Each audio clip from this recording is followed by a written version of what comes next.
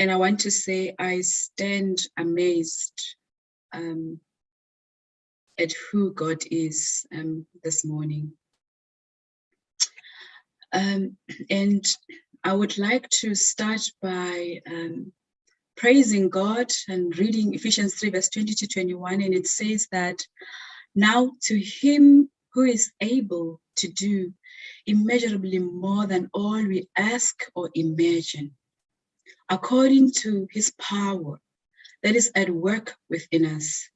To him be glory to the church and in Christ Jesus Christ throughout generations, forever and ever. Amen. This has become my song by day and by night. Just an introductory background, I'm a mother of 3 boys, a city dweller all my life who's transitioning to the country at the end of January, a full-time employment.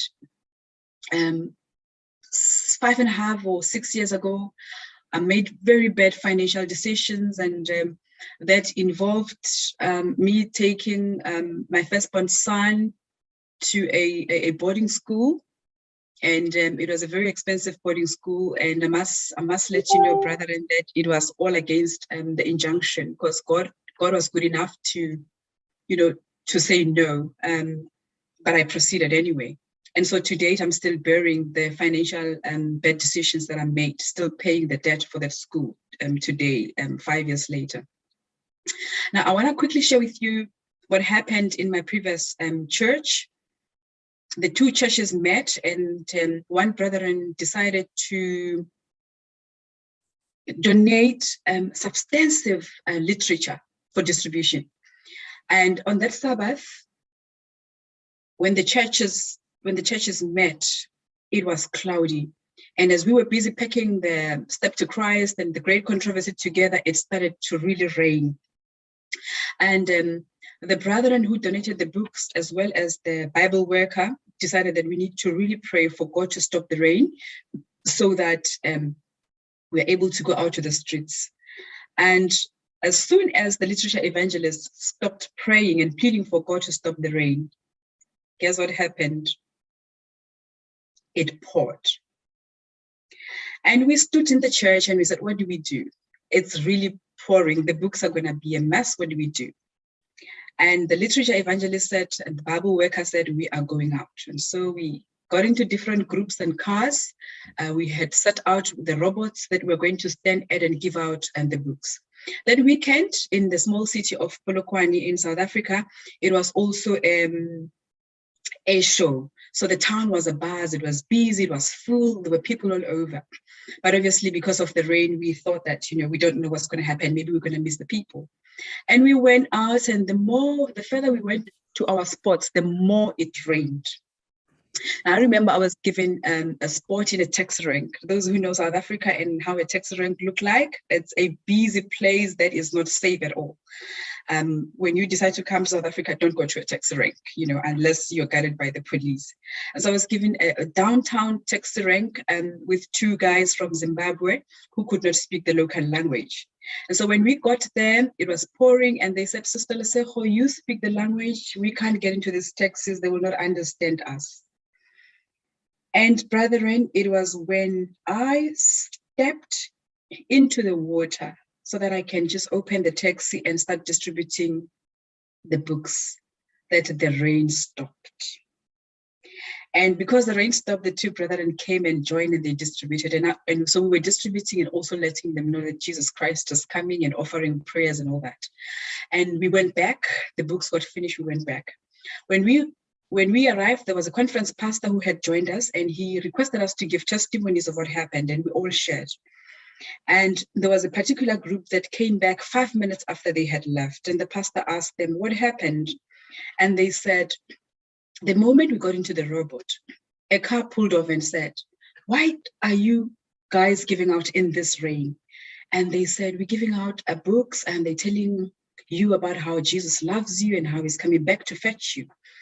And they said that the guy said, I would want to serve the God of your water, the God of your rain, the one who lets you stand in the rain, I would love to serve him. So give me all your books.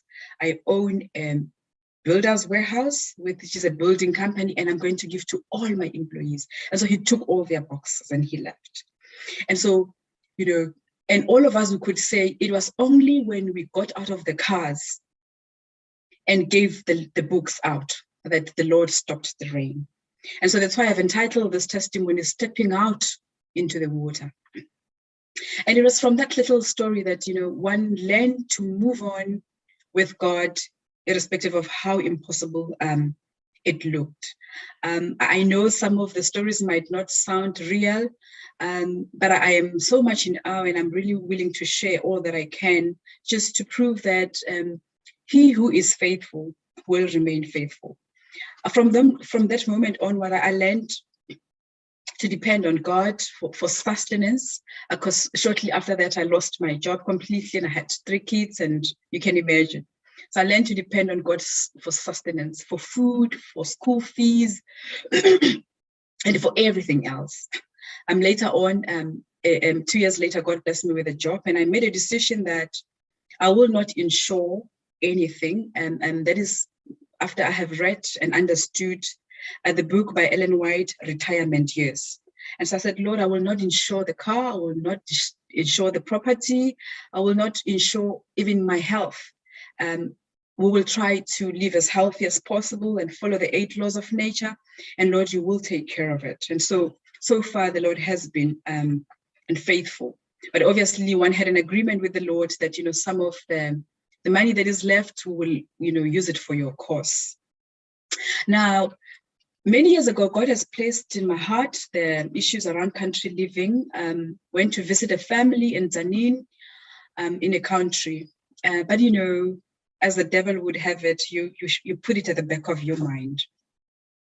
Last year, the Lord brought it back, and I know my financial status. I know that I cannot and I will not afford a farm or a plot. So there was no way I was going to be able to buy a country property, because I am still paying that school fees that, for taking the child to boarding school when I shouldn't have.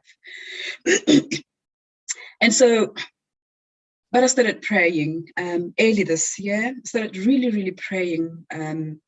And in my prayer, I also introduced the midday prayer. So 12 midday, started praying, and I let the kids know that we are praying for a country property. We're praying that the Lord should make a way for us. And one midday, I must say that the Lord started to really trouble me, brethren. Sister Sharon, I cannot explain it, but it was a physical experience. I couldn't sleep. I was sweating, I was anxious, I had stomach aches. Every time I think about the country move, it felt and looked so urgent. I knew that I had to move with the boys as soon as yesterday. I don't know how to explain it, except to say the Lord moved, the Lord shook, and he gave me no peace. I started searching around the net, and by God's grace, amongst other groups that I met the ACLJ, and I joined the morning call. So after Sabbath, I'll go sleep and then wake up again, and sometimes I'll just fall asleep throughout because of the time differences. And I joined the prayers and all that, and in every prayer room, my prayer would be, Lord, ask that the Lord will provide. Testimonies moved me from one Sabbath evening to the other, and specifically the testimony from Sister Michelle. It was so unreal, but it was presenting a God who is real, And I remember she offered a prayer for my request on what should one do with the city property that one had to sell or not, and it was just a blessing. And the other Sabbath, there was an elder for God who has been in the country for 20 years or so. He also really took his time and he prayed for us. And I remember I made the prayer request again. And one midday after I had prayed, checked my WhatsApp group, A sister from church has posted that there's a couple who are selling their property or are letting people to come and build because they cannot upkeep the property anymore. It was immediately after the midday prayer. And I remember I stood in my bedroom in dismay or disarray. I couldn't believe that the Lord will just, make a provision immediately. Delayed. It took 2 weeks before I could make that call. And one Sabbath afternoon, my brother came to visit and I told him about it, had the courage to call. And I called them and they said, yes, we are casting out lots to sell or for people to come and build, whichever way the Lord leads. And we agreed that we'll start to pray and see how it goes. And I never called them back. 3 weeks later, it was Pathfinder and Adventurer Day at church. I was unsettled. The Lord, brethren, will not give you peace if you're earnestly seeking. He will move with you if you're allowed to be moved. And more often than not, I'm, disobedient, but I think the Lord has found a way of dealing with me. And he makes the point that I don't sleep until I obey. And this couple walks in. I don't know them. They came in during divine service. They come with 2 kids, and they looked holy, if I have to say it. They didn't look like any of us. We were clad in our Pathfinder uniform and, looking all beautiful and all that. But this couple and their 2 boys looked different. And we are in church and I WhatsApped my brother who was sitting on the other side and I said, these people look like or feel like the people from the farm, And my brother said, if it's them, sis, they are here to fetch you. They are here to fetch you. And they sat for a minute. 2 minutes later, the lady stood up. She came straight to me and she said, morning, can you please show me the bathrooms? And I said, oh, so they're visitors for real. They don't know the bathrooms. And we went to the bathroom. And as I was following her to the bathroom, I was just moved to say, this is probably the people that I've spoken to. I don't know. And I let her to go into the bathroom. When she comes out and I said to her, are you Sister Kona? And she looked at me and she said, yes, I am. Why? And I said, are you guys the ones who are selling the farm? And she said, oh, yeah, now I know why we are here. And we hugged in the bathroom and we cried. Their story and how they came to the church the Sabbath was that they went to 3 churches and the churches were closed. They came to our church. Our church has got a lot of kids, so we always close the gate. And they found the 4th church, which is our church, closed as well. But their little boy said, Mommy, please open the gate. There's someone you must see in this church. Open the gate, it's not locked. And Mom said, no, but you can see it's locked. And she said, the boy said, no, Mommy, please go and try. True to the boy's words, when Mommy went to open the gate was open. And inside, it was me. So that's just how God brought us together. And lunchtime, we went to the vestry and we were just like an old known family. We just knitted together and they explained that actually the farm is for sale or they want people who can come and build. And I also explained to them my situation to say I would love to move as soon as yesterday, but finances, 0%, unless if I go and, do whatnot and we continued praying together with them. And so this is my 3 boys and in the city with enjoying family time in city amusements, colorful lights that Ellen White speaks about in messages to young people that, our children should not even bother visiting.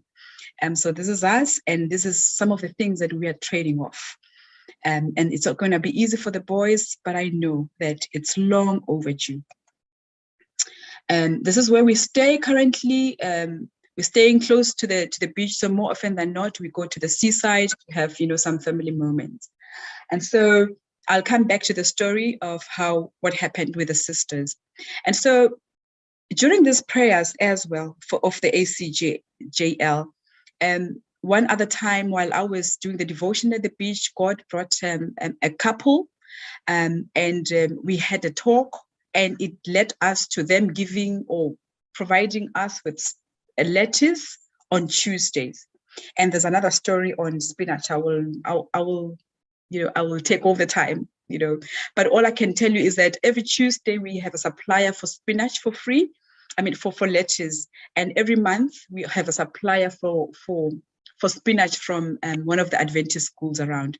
And the Lord has also made it possible for myself and my 9-year-old boy to be in training for medical missionary. So we're undergoing medical missionary for the next 8 months. And so God is indeed Jehovah Jireh, Jehovah our provider, and we praise him for that. This is just the counsel that the youth, and I'm talking about the youth because our kids are youth, our kids are young, will have to have an answer for their allegiance to the law of God. And there will come a time when it will be required of them to make known the reason for their faith, not the faith of their mother or the faith of the elder at church, but their own faith. And so, and I think that's why the Lord, saw it fit that we do raise our kids in secluded, quiet places where it's easy to discern his voice. And so, before I met that couple, obviously I was seeking. I was not sleeping. I would wake up early in the morning and drive. I will find plots that are for sale. I will call and just ask what I know that I cannot afford. I remember one day it was raining, and that's how I always speak about stepping into the water. And I just took a long drive, and I said, Lord, I have met this couple now. They have made their demands clear, but here am I cannot afford. What do I do? And I drove along into the country road, and I was stopped. It started raining, and I took out my umbrella, and I walked like a mad woman, prayerfully, and I was just saying, Lord, have mercy, and do make a plan. And the Lord, brethren, reminded me of Ellen White's quote in Step to Christ that says that those who pray only will cease to pray, because prayer does not substitute duty. Now, in the past, the Lord has placed in my heart the school uniform project for the farm schools of people who are poor. And so as soon as I came back from this trip, it was very clear that I'm not going to sit and pray and do nothing. And I took the sense that I had, bought in some uniform, took it to the school. And I kid you not, it was 2 days later that brother from the farm called and said, Sister Lesejo, we finally have a solution for the problem, your problem and our problem. And I remember I went into my kneeling position. I said, Brother Last, I agree. Whatever the solution is, I agree. And he said, I have signed an offer for a job. I am leaving and I've got a new job. And you tell us, when are you moving to the farm?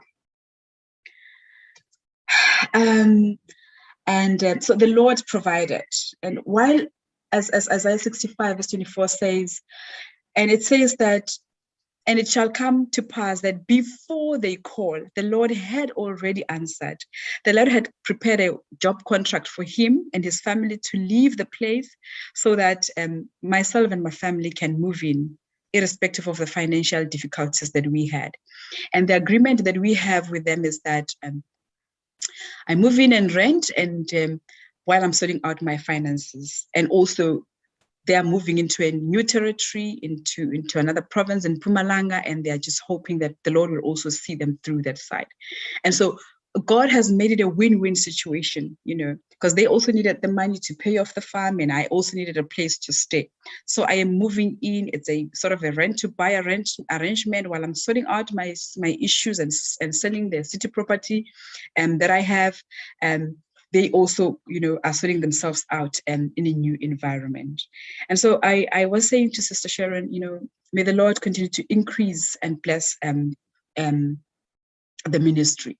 Now, as I conclude and I go through the slides very quickly, I would like just to read from Deuteronomy 6, verse 10 to 11. And it says that, and when the Lord your God brings you into the land that he has sworn to your fathers, to Abraham, to Isaac, and to Jacob, the land that he gives you, a land with great and splendid cities that you did not build, with houses full of every good thing which you did not get, with wells that you did not dig, and with vineyards and olive groves that you did not plant.